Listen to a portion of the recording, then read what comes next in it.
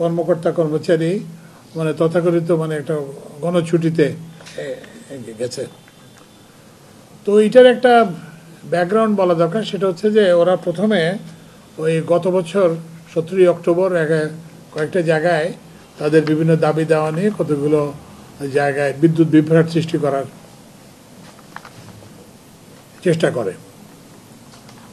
তো তখন এই পরিপ্রেক্ষিতে কিছু কর্মকর্তাকে বদলি করা হয়, তারপরে কিছু কর্মকর্তাকে শাস্তিমূলক ব্যবস্থা নেওয়া হয়, কিছু কর্মকর্তার বিরুদ্ধে ওই যেহেতু এটা কাজ নাশকতামূলক কাজ, সেই জন্য মামলা দায়ের করা হয়।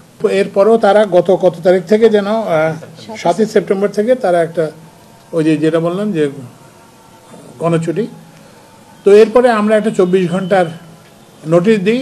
24 ঘন্টা আমাদের এই নোটিশে দিয়ে শুনে অনেকেই তাদের কাজে ফিরে আসছেন এবং অন্য আরও অনেকে ফিরে আসতে চান, কিন্তু তাদেরকে বাধা দেওয়া হচ্ছে। তো এই যে বাধা দেওয়া, আপনি নিজে ছুটি দিয়ে যেতে পারেন, কিন্তু আরেকজনকে ছুটিতে থাকতে বাধ্য করা এটা একটা অপরাধ। এই জন্য এগুলো এগুলো আমরা বলছি যেখানে এই ঘটনা ঘটবে সেটা যাতে আইন অনুযায়ী বিধি অনুযায়ী এগুলো করা হবে। অলরেডি 3টা জিডি করা হয়েছে, না কয়টা জিডি করা হয়েছে? ওই যে সাভার পল্লী বিদ্যুৎ সমিতি 1, ঢাকা পল্লী বিদ্যুৎ সমিতি 1 এবং 3-এ ওখানে কিছু সংখ্যক লোক হেলমেট এসে তারা অন্যদেরকে ভয় ভীতি দেখানোর চেষ্টা করছে। তো সেটার জন্য ওই যে আইন যেটা বলে সেটা করা হয়েছে। তাদের সেখানে ওই যে জিডি করা হয়েছে, থানাকে বলা হয়েছে এটা তদন্ত করতে। তো যাই হোক, এখন তবে আমাদের যেটা সেটা হচ্ছে যে আমরা কিন্তু বিকল্প ব্যবস্থা তৈরি, মানে এর ফলে আপনারা দেখবেন যে পল্লী বিদ্যুৎ সমিতির গণছুটির ফলেও কোনো পাওয়ার ইন্টারাপশন হয় না। আমাদের অবশ্য গতকাল এবং তার আগের দিন আমাদের বিদ্যুৎ কেন্দ্রের একটা সমস্যা ছিল, উৎপাদনের একটা সমস্যা ছিল, সেই জন্য কিছু লোডশেডিং হয়েছে। কিন্তু এছাড়া মানে কোনো ওই যে বিদ্যুতের যে সরবরাহের এটাই জন্য। এবং আমাদের কাছে হাজার হাজার লোক আসতেছে, আর বলতেছে যে ওই কাজগুলো তারা করতে চান, ওই যেসব লোক এইসব কাজ।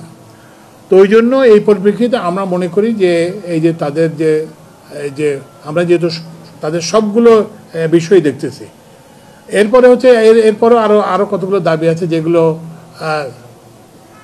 সাসপেনশন, কতজনকে সাসপেন্ড করে, সেগুলো আমরা দেখতে রাজি আছি। কিন্তু কথা হচ্ছে যে ছুটিতে থেকে কাজ ব্যাহত করলে তাহলে যেগুলো আমাদের দেখা তো সম্ভব না।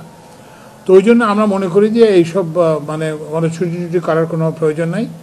এবং আমরা সরকার কিন্তু যথেষ্ট সহনশীলতা দেখাচ্ছে। এর আগের বার যখন হয়েছিল তখন কিন্তু লোককে বদলি করা হয়েছে, সাসপেন্ড করা হয়েছে, নানা সব। কিন্তু এই যে কত তারিখ থেকে যেন এটা হলো, এই যে 7 তারিখ থেকে আজকে 10 তারিখ পর্যন্ত মানে কাউকে করা হয় না, কারো বিরুদ্ধে কোনো শাস্তিমূলক ব্যবস্থা হয় না। তো এটা কিন্তু সরকারের সহনশীলতার পরিচয়। কিন্তু এটাকে কিন্তু কেউ যদি ভাবে যে দুর্বলতা ভাবে, তাহলে কিন্তু এটা ভুল করবে।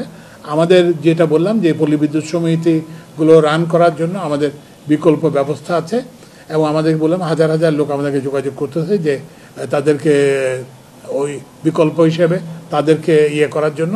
তা আমরা আশা করি যে এটা আমাদেরকে করতে হবে না, যারা আছেন তারাই থাকবেন, এবং তারা এমন কোনো কাজ করবেন না যাতে তাদের এই যে একটা গণছুটির আবেদন যাতে আমরা সরকার যাতে গ্রহণ করতে, পল্লী বিদ্যুৎ সমিতি কিংবা যাতে এটা গ্রহণ করতে বাধ্য না হয়।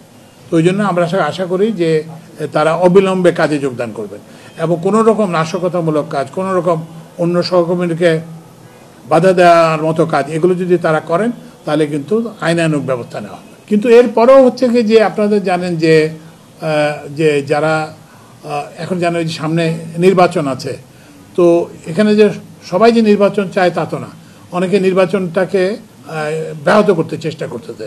তো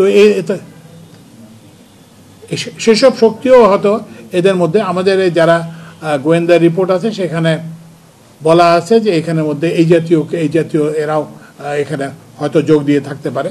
বাট আমরা কিন্তু সেটা মনে করি না। আমরা মনে করি যে পল্লী বিদ্যুৎ সমিতিতে যারা কাজ করেন তারা তারা আমাদের এই বিদ্যুতের অংশ। যারা বিদ্যুৎ বিভাগের বৃহত্তর বিদ্যুৎ পরিবারের অংশ আমরা মনে করি না, এবং আমরা আশা করি যে তারা ফিরে আসবে।